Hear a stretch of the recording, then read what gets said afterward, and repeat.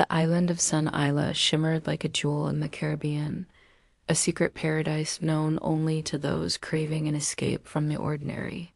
Its beaches glowed with powdery white sand, its jungles burst with emerald green, and its locals greeted visitors with warm smiles that hid something unspoken. For Alex Carter and his friends, it was the ultimate getaway, a week of sun-soaked freedom far from their hectic lives in New York. They had no idea that San Isla was hiding a terror that would stalk them in the night. Alex, a no-nonsense software engineer, had mapped out every detail of the trip. His girlfriend Mia lived for spontaneity, always chasing the next thrill. Jake, a sharp-tongued journalist, doubted everything he couldn't prove, while Lily, a history enthusiast, devoured tales of the past. They stepped off the boat on a golden afternoon, the sun painting the island's marketplace and shores in a dreamy haze. Their guide, Mateo, waited at the dock. His tanned face crinkled with a smile, but his eyes flickered with unease. "San Isla is a gift," he said as he led them to their beachfront bungalow, "but respect her rules." The group brushed it off as quaint local charm. The first 2 days were pure bliss. They swam through turquoise waters teeming with fish, trekked beneath a canopy alive with birdsong, and laughed over drinks as still drums echoed into the night. But on the third evening, the island's mask began to slip. It started with a tale told by firelight. As the group joined other tourists around a crackling bonfire, Mateo wove stories of San Isla's past. His voice grew hushed as he spoke of La Gringa sin Cabeza, the Headless Gringa. Decades ago, a young American tourist vanished, her headless body later discovered deep in the jungle. Her restless spirit, the locals said, haunted the island, hunting those who dared disturb her domain. Jake smirked. "Classic tourist trap story. Keeps us from wandering too far." Lily, wide-eyed, leaned closer. "Is it based on anything real? Was there a missing woman?" Mateo nodded gravely. "In the 1970s, an American disappeared here. They found her, or most of her, near the old ruins. Her head was never recovered. Some say her ghost still searches for it." Alex chuckled. "Ghosts don't exist, guys. It's just a campfire yarn." Mia shivered, though the night was warm. "What's special about the ruins?" "She was obsessed with the treasure hidden there," Mateo said. "The island doesn't give up its secrets easily." The group moved on, but the story clung to them like damp air. Later, strolling back along the moonlit beach, Mia stopped short. "Did you hear that?" They froze. A soft, eerie whisper drifted on the wind, a woman's voice, too faint to understand. Then it vanished. "Just the waves," Alex said, though he sounded less sure. The next day, curiosity went out. Ignoring Mateo's veiled warnings, they set off to explore the jungle. The hike was stunning. Flowers perfumed the air, and sunlight dappled the path. But as they pushed deeper, the beauty turned oppressive. Shadows lengthened, and the humid air pressed against their skin. "Check this out," Lily called, uncovering a vine-choked stone ruin, the one from Mateo's story. They roamed the site, tracing weathered carvings. As dusk fell, Mia rubbed her neck, unease prickling her senses. "Let's go," she said. "It's getting dark." They started back, but Jake halted. "Hold on. What's that?" Through the trees stood a figure, a woman in ragged clothes, her back to them. She didn't move. And where her head should have been, there was nothing. Alex blinked, willing it to be an illusion. It wasn't. Terror seized them. "Run," Mia whispered. They crashed through the jungle, branches snagging their clothes, whispers swelling in their wake. When they stumbled onto the beach, breathless, they looked back. The figure was gone. But they all knew this was only the beginning. The next morning, the group tried to shake off the previous night's terror. They lounged on the beach, soaking up the sun, but the memory of the headless figure lingered like a shadow. Jake, ever the skeptic, dismissed it as a trick of the light. "Probably just a local in costume messing with tourists," he said. though his voice lacked conviction. Lily, however, was intrigued. She spent the afternoon at the island's small library, digging through dusty archives. She uncovered a faded newspaper article from 1978, detailing the disappearance of a young American woman named Sarah Thompson. The article mentioned her obsession with the island's ruins and a rumored treasure hidden within. Her body was found headless, and the case remained unsolved. Lily shared her findings with the group over dinner. Sarah was convinced there was a treasure here, something linked to the island's colonial past. She vanished while exploring the ruins. Mia shivered. And now her ghost is haunting the island, searching for her head, or maybe the treasure. Alex rolled his eyes. Ghosts don't exist. There's a logical explanation. But as night fell, the island seemed to come alive with whispers. The group retired to their bungalow, but sleep was elusive.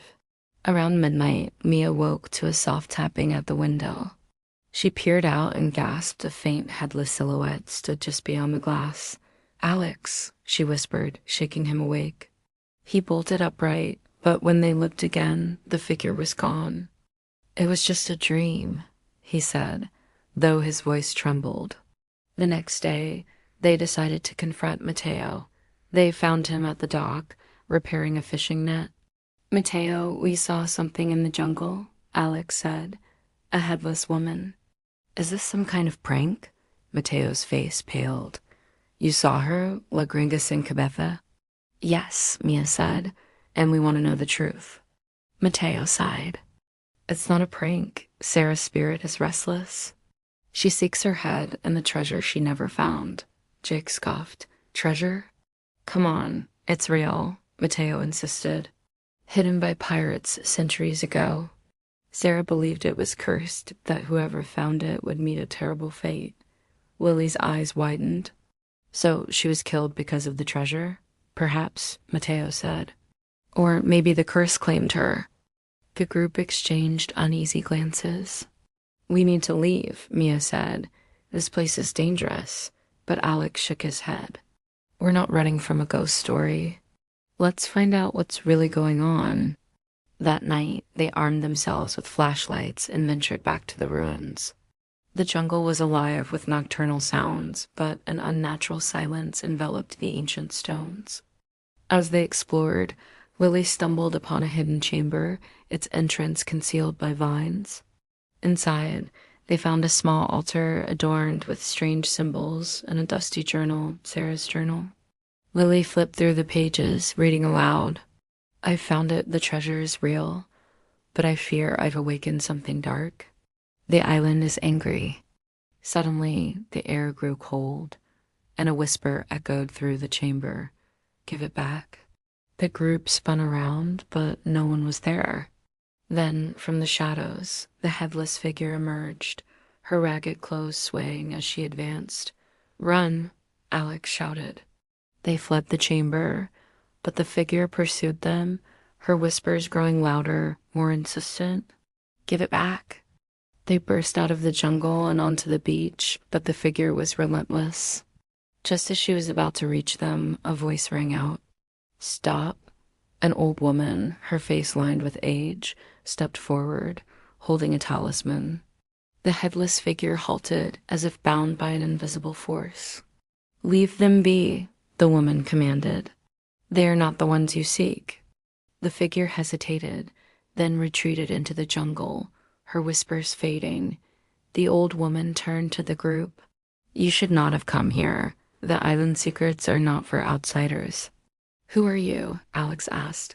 I am Isla, the island's guardian. I protect its secrets and its curses. Mia stepped forward. We didn't mean to disturb anything. We just want to leave. Isla shook her head. It's too late. You've awakened the curse. Now you must help me end it. The group exchanged wary glances. How? Lily asked. By finding Sarah's head and laying her to rest. Only then will the island be at peace. Jake snorted. This is insane. We're not ghost hunters. But Mia's eyes were wide with fear. What if she's telling the truth? What if we're trapped here until we help? Alex took a deep breath. All right, Isla, tell us what to do. The old woman nodded. Follow me. The night is young, and the dead are restless. As they followed Isla into the jungle, the group knew they were in over their heads. But there was no turning back now. Isla led the group deeper into the jungle, her lantern casting flickering shadows on the twisted trees. The air was thick with humidity and the scent of decay, and every step felt like a descent into the unknown. Alex, Mia, Jake, and Lily followed in tense silence, their flashlights cutting through the darkness. They had agreed to help Isla lay Sarah's spirit to rest, but doubt gnawed at them. Were they walking into a trap, or was this their only way out? As they trekked, Isla spoke in a hushed tone. The island is alive with spirits, bound by the curse of the treasure. Sarah was not the first to seek it, nor will she be the last. But her obsession awakened something dark, something that refuses to let her go. What is the treasure? Lily asked, her curiosity piqued despite her fear. Gold and jewels, stolen by pirates centuries ago, Isla replied, but it's tainted by blood and betrayal. Those who seek it are doomed to suffer. Then why are we doing this? Jake muttered, we should just leave. Isla stopped and turned to him, her eyes piercing, because the curse has marked you. If you leave now, it will follow you, haunting your dreams, driving you mad. Only by helping Sarah can you break its hold, Mia shivered. So where is her head? In the Cave of Whispers, Isla said. A place where the veil between worlds is thin. The pirates hid the treasure there, and it's where Sarah's head was taken after her death. They pressed on, the jungle growing denser, the path narrower. Suddenly, a chilling wail echoed through the trees, and shadowy figures darted between the trunks. The group froze, their hearts pounding. Stay close, Isla warned. The spirits sense our presence. As they moved forward, the apparitions grew bolder, their faces twisted in anguish, their voices a cacophony of pleas and threats. Alex felt a cold hand brush his neck, and Mia stifled a scream as a ghostly figure passed through her. But Isla chanted softly, her talisman glowing faintly, and the spirits recoiled, allowing them to pass. Finally, they reached the Cave of Whispers, its entrance a gaping maw in the earth, shrouded in mist. Isla hesitated. Inside, you will face your deepest fears. Stay strong and remember why you're here. They entered, the air growing colder, the silence oppressive. The cave walls were adorned with ancient carvings, depicting scenes of sacrifice and suffering. As they delved deeper, they heard faint whispers, indistinct but insistent. Then, in a chamber lit by an unnatural glow, they found a pedestal holding a glass case, and inside, Sarah's head perfectly preserved, her eyes closed as if in sleep. Lily gasped, how is this possible? The curse, Isla said. It keeps her bound to this place. Suddenly, the head's eyes snapped open, and a voice echoed in their minds.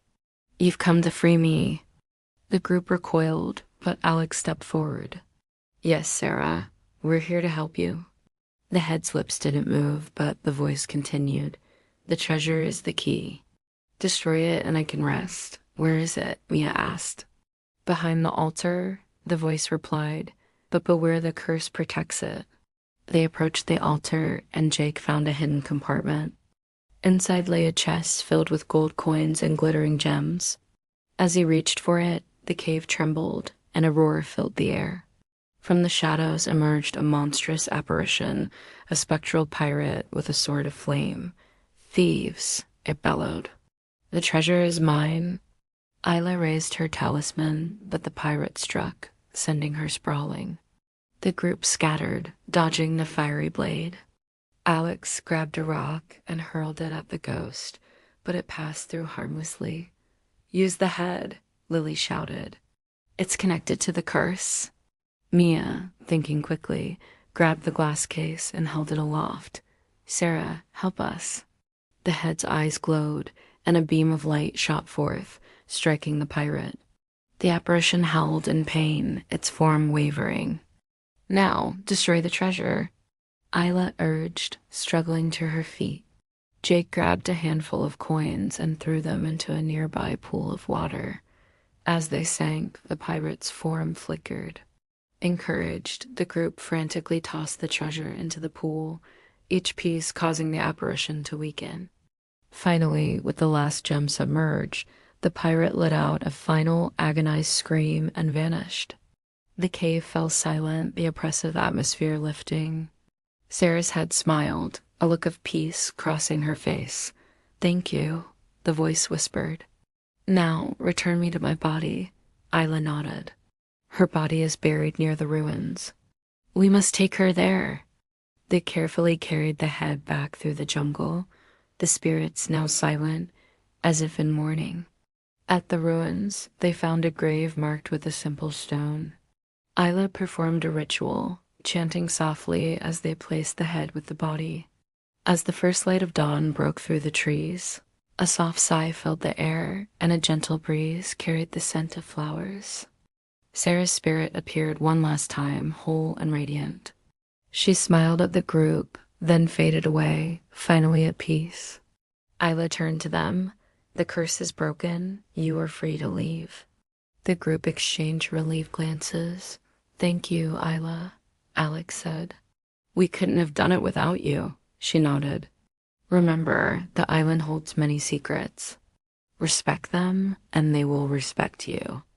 As they boarded the boat back to the mainland, the group looked back at Sun Isla, its beauty now tinged with a newfound respect for the unknown. They had faced their fears and emerged stronger, but they knew they would never forget the Headless Gringa and the tropical nightmare they had endured.